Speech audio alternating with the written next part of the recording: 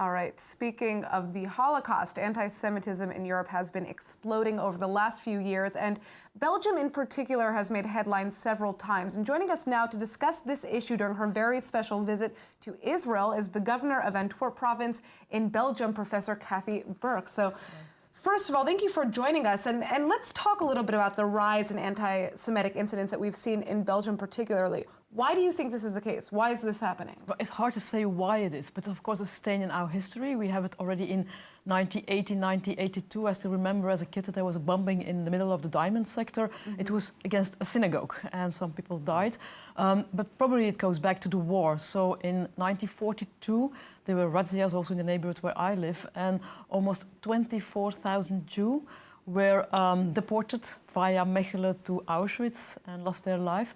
So 60%, especially in Antwerp, 60% of the Jews lost their life. Of course, there were also a lot of people in Antwerp that helped the Jews to really hide themselves and to survive the war. But it is said that during that war there was also a collaboration by the government and by the city council, mm-hmm. and by some officials, by the police. So indeed, it is still the case that we have to live and we are confronted with anti-Semitism, but we try to react as firm as possible. We have a very good relation with the Jewish community. Mm-hmm. Every year again we commemorate the liberation of Auschwitz, we commemorate the Shoah, we remember all the victims, right, of the 6 million Jews that lost their lives during the Second World War. So it hits us, but we have to be very aware and alert on it. So I just want to press a little bit more in terms of the origin. Are you saying that it's more, it just never left, it was maybe buried, or it kind of is making a resurgence? Well, it probably has to do, but it's quite complicated in the sense that we are a federal state, but we are a very complex state with, mm-hmm, a lot of nationalism in the north, Flemish-speaking people, and Germany and German is a language which is quite related to Dutch. So very often they say, well, there were many people in the northern part of Belgium collaborating with the Germans in the belief that maybe one day there will be a bigger, I don't know. So that's what makes it very sensitive and very vulnerable for Flanders. But also in the south of the country there were some issues. But in Brussels particularly, there was less collaboration than in the north. Mm-hmm. But it goes about now. First of all, we have to remember so that we will never repeat, or that nobody ever repeats what happened, the atrocities.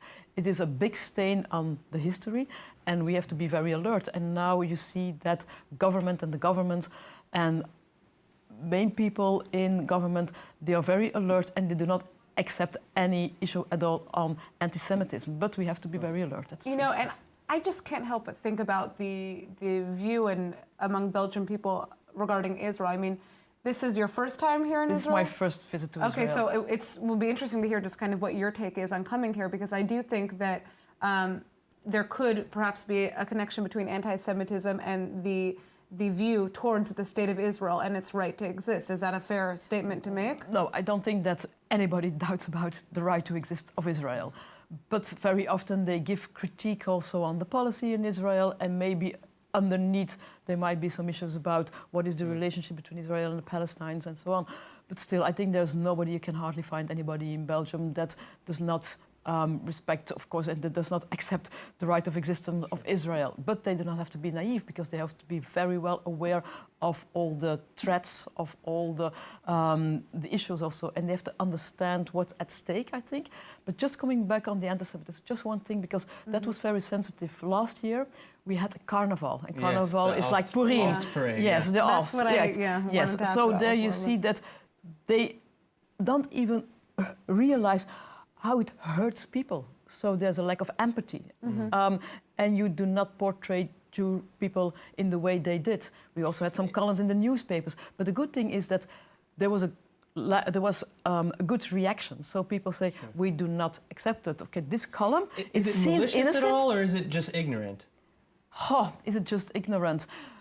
Well, it's hard to believe that somebody can be ignorant. I think they just wanted to laugh, and they laugh with everything. Sure. And of course, they are looking for some provocation.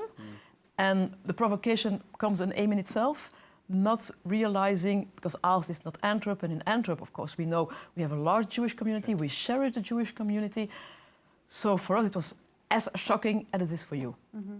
Well, I guess if you could just give us a quick one-liner on what your experience has been like here in Israel, that would be great, because unfortunately we do have to wrap up, but we would like to hear your... Well, what amazes me the most is that there are the threats, but you are so resilient as a state, so innovative, so the dream big. You go out from necessities and you keep on being and believing in the future, not being naive. You are very alert and at your qui-vive, but it is amazing to see how innovative, how strong you are, and also you're willing to sharing everything, sharing the good things, being very open. So I hope you will cherish that and have all the communities living good and well together. And for me personally, it's amazing to be here at the cradle of our civilization. And it's a beautiful country. Governor, thank you so much for being with Thank us. you It's for a pleasure to joining us. have you. Thank you. Thank you.